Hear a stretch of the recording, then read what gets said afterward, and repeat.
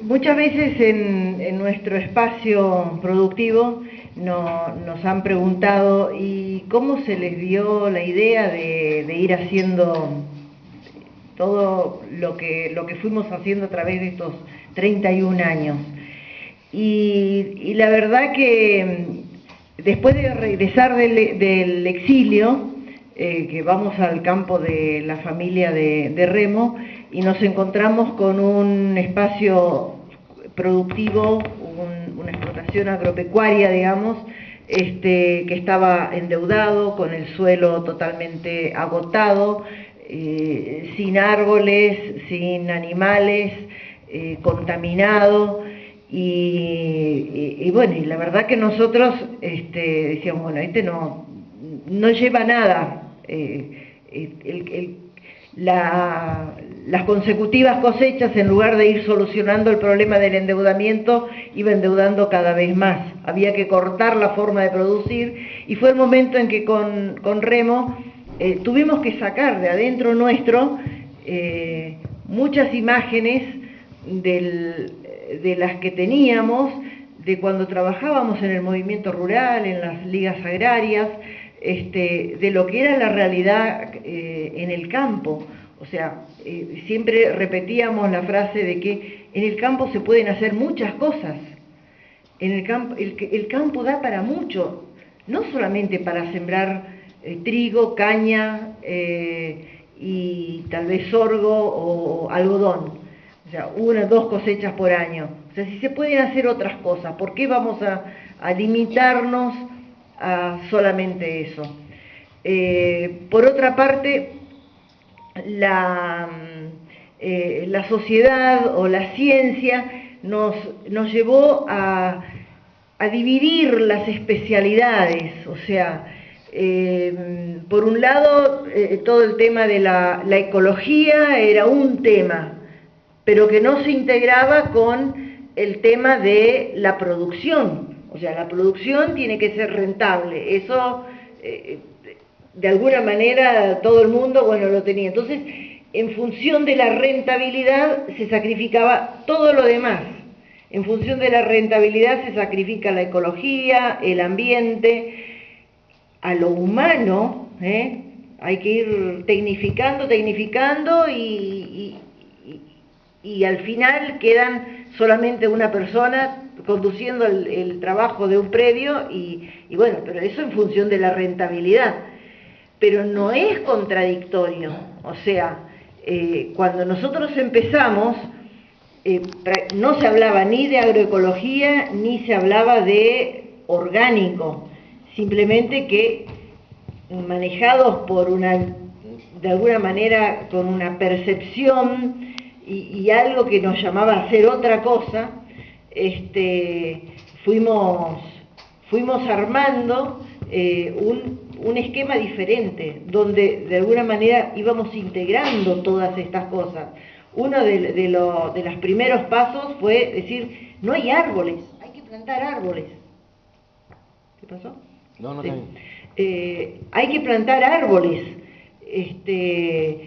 hay que hacer diversidad de cuestiones. Entonces, bueno, de esa manera empezamos a hacer y a caminar y a transitar y hemos llegado hasta donde hemos llegado hoy. Y que en todos estos años el tema de la agroecología, si bien a nosotros en esos primeros pasos los vecinos que nos veían hacer cosas distintas nos trataban de locos, o decían, mirá, pero eso no va a andar, o sea, esos eran los mensajes que recibíamos de desaliento generalmente. Pero en el transcurso de los años, hoy la expresión agroecología y las prácticas que se están haciendo en distintos lugares del país, pequeñitas o más grandes, agroecológicas, o sea, está totalmente instalado la problemática y la preocupación de la cuestión de la agroecología, incluso tanto que en el año 2014 la FAO organiza el primer simposio internacional de agroecología. y nos convocan a nosotros para llevar la experiencia agroecológica. Y ahí también hemos visto en ese simposio la presentación de muchas otras experiencias en el mundo sobre agroecología. Entonces, es algo que no tiene vuelta atrás. O sea, la agroecología recupera saberes, recupera prácticas productivas, sociales, ambientales, que no son extrañas.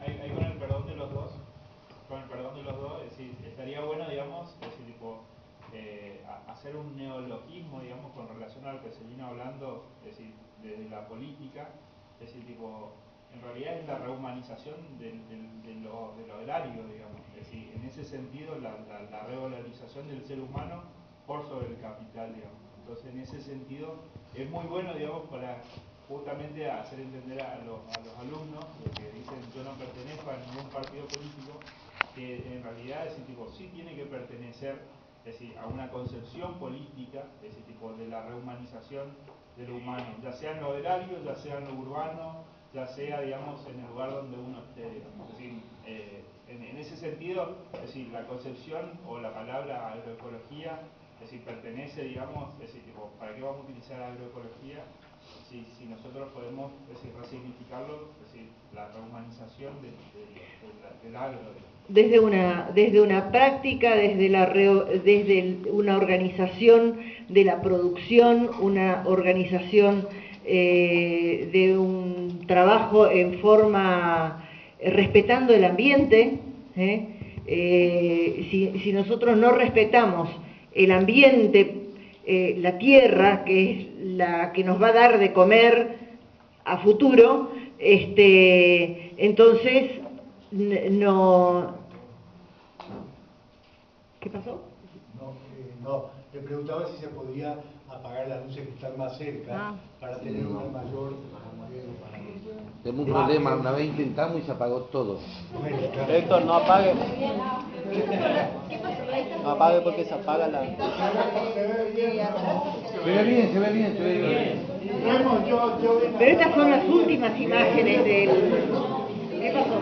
Se ve bien si se va. Ahí está, ahora sí.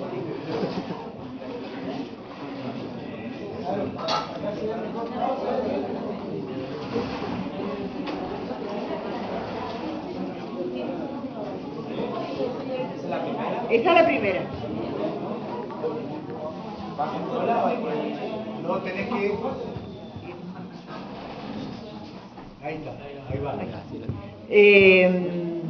Bueno, esto forma parte, digamos, de la idea de que en un modelo productivo, una forma de producir del monocultivo, la otra parte sería unas granjas integrales, que quiere decir, bueno, el trabajo de distintas producciones en forma integrada, que se complementa una con otra.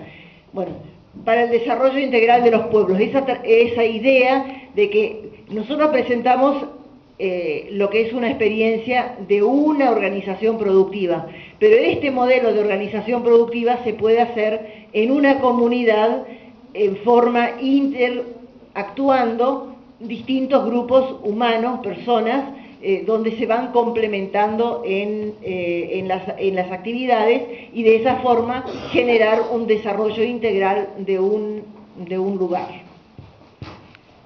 Esa granja integral agroecológica y biodinámica, estamos hablando en este caso de naturaleza vida. En esa granja integral es fundamental que se abarquen las tres etapas. La producción, que es la parte primaria de la producción, donde generalmente se concentran los riesgos también en la producción, totalmente atado a la cuestión climática, a las sequías, a las inundaciones o excesos de lluvia, a los granizos, o sea, es una etapa de mucho riesgo.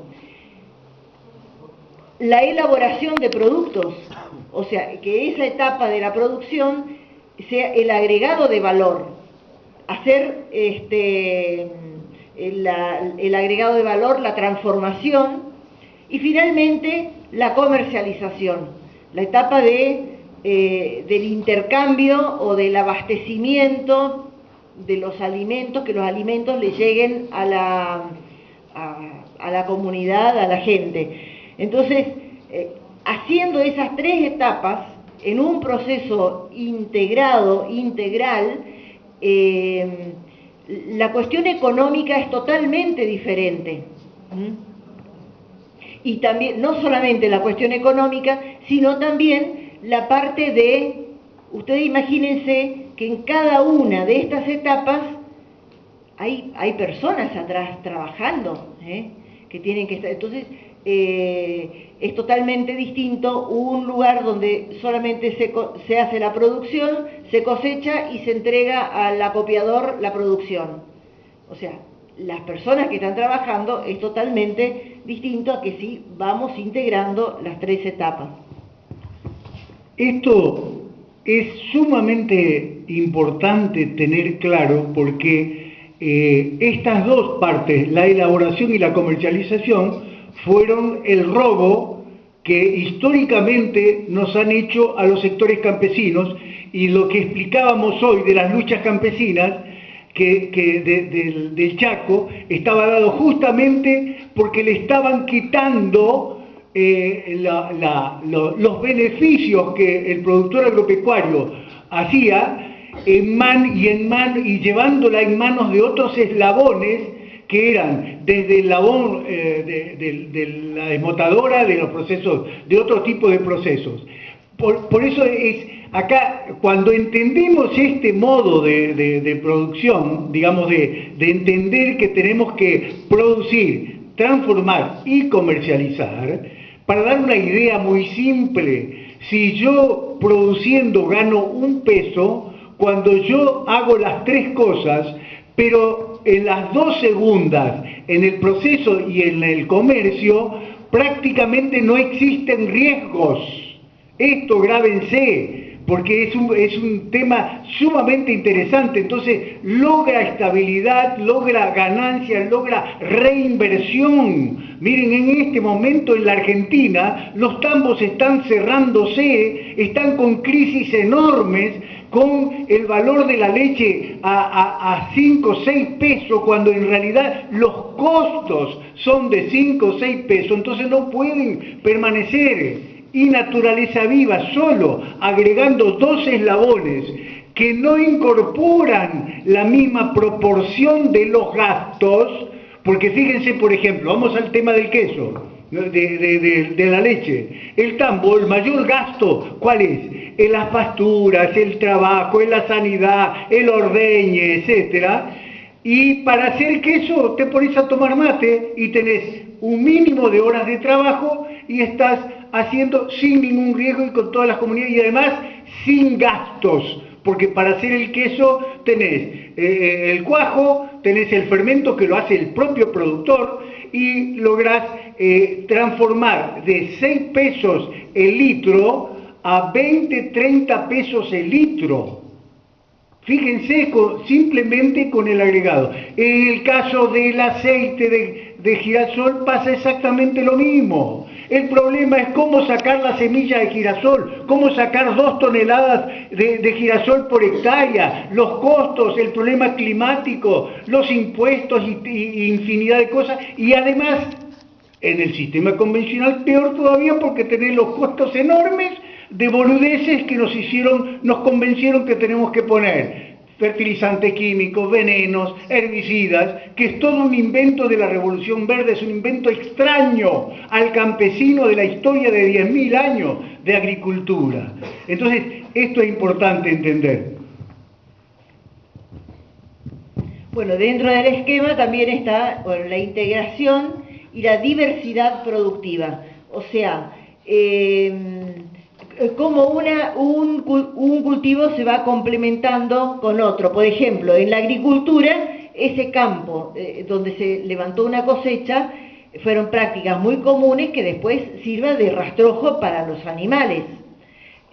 O los de la cosecha del girasol y del trigo, en la limpieza de esos granos, cuando esa etapa la realiza el mismo productor, todos los granos quebrados, eso queda para alimentar a la ganadería.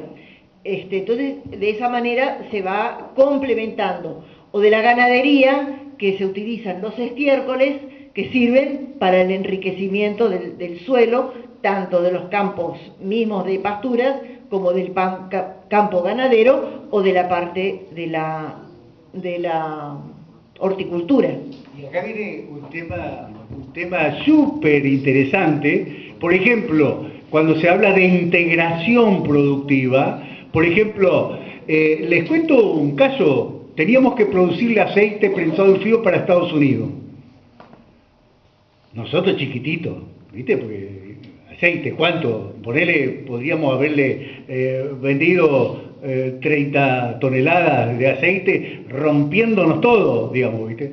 Nos cobraban un impuesto del 35% para el ingreso del aceite a cosas. Y claro, ahí entendimos que tanto Europa, Estados Unidos y China, Japón, etcétera, ellos les interesa comprar el grano. ¿Por qué? Claro, uno se entera y comprende después. Por eso de integración productiva. Porque en el grano van los minerales que sacaron en el campo el cultivo le sacó a la tierra.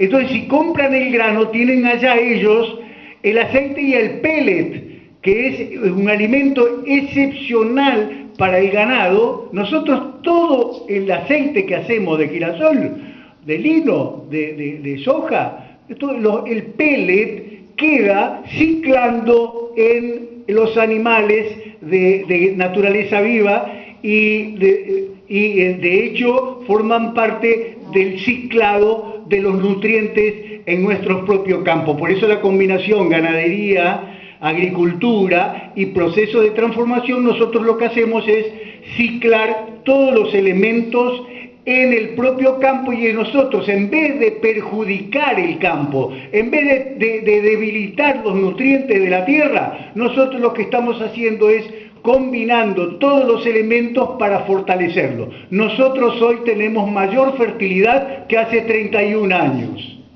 Remo, comentarles cuántas hectáreas trabajan ustedes y cuántas personas viven.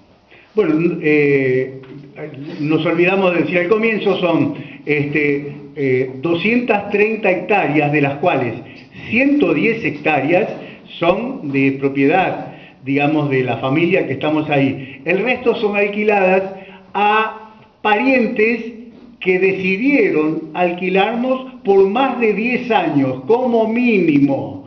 ¿Por qué esto? Porque en realidad nuestro proceso de producción lleva consigo la limpieza del campo de todos los venenos y cosas usadas, y además, digamos, el fortalecimiento de la fertilidad. Por lo tanto, es un periodo medio largo al comienzo, que podemos hablar de 3 a 5 años para recomponer la fertilidad y de alguna manera limpiar el suelo. Y si a los 5 años nos dicen, mire, por favor, denos el campo, ese gran esfuerzo que uno hace de recuperar la fertilidad de la tierra, entonces se la lleva el otro, digamos. Entonces, es muy importante esto en la agroecología, digamos, y además toda la implicancia, que seguro vamos a ver después, la implicancia en los alimentos, en la calidad vital de los alimentos. ¿Cuántas personas? Perdón. Sí. Bueno, los que estamos trabajando son más o menos 22 personas que trabajan en todo en estas 3 etapas, digamos. 16 familias. Claro, abarcan 16 familias aproximadamente. No en su totalidad allá en familia, pero parte de 16 familias. En nuestra zona, algún campo vecino que esté trabajando 150 o 200 hectáreas, alguno puede llegar a tener una persona en forma permanente trabajando. La mayoría ya lo hace solamente por contrato de las actividades por temporada, o ya entregó el campo a los pools de siembra que se encargan de hacer todo el seguimiento, ¿no? Como les dije, al comienzo el campo no tenía prácticamente árboles, solamente un grupito de unos 15, 20 árboles alrededor de la casa, pero inmediatamente nosotros empezamos a visualizar de que había que poner árboles, porque todos aprendimos en las escuelas de todos los beneficios que trae el árbol. El problema es que después no se lleva adelante, no se implementa ninguna acción en la sociedad para plantar árboles. Solamente se saca y se saca. Entonces, bueno, con nuestros hijos pequeños ya empezamos a hacer viveritos al lado de la casa, poniendo semillitas, haciendo germinar árboles para después llevarlos al campo. ¿Ves? Estas cortinas que estamos viendo ahí, las hicimos, pero poniendo la semilla en planteritos para después llevarlos al campo. Ahí, por ejemplo, no sé, pero Remo siempre tira un número de arriba de 12.000, 15.000 árboles. Arriba de 20.000 árboles, y sin mentir en absoluto, hoy, tenemos más de 40, 50.000 árboles, porque la naturaleza se regenera y nos pone, donde pusimos 10 árboles, ahora hay 500 árboles. Claro, porque los primeros árboles nos costó mucho tiempo, o sea, había que hacerlos en maceta, después llevarlos al campo, y una vez llevado al campo, hacerle un acompañamiento por un año, porque si había sequía había que regarlos. Pero estos árboles están tirando semillas ahora, y ya no tenemos que dedicarnos a plantar, sino que nos tenemos que dedicar a reordenar, porque así como están también, bueno, se van despojando de ramas, nos dan leña en cantidad. Los primeros años teníamos que comprábamos leña para poder alimentar una pequeña estufa que teníamos, un calefactor a leña para calentar el agua para bañarnos, y no había, teníamos que comprar la leña. Hoy por donde vayas caminando en la granja tenés ramas que están descomponiéndose porque están nutriendo el suelo.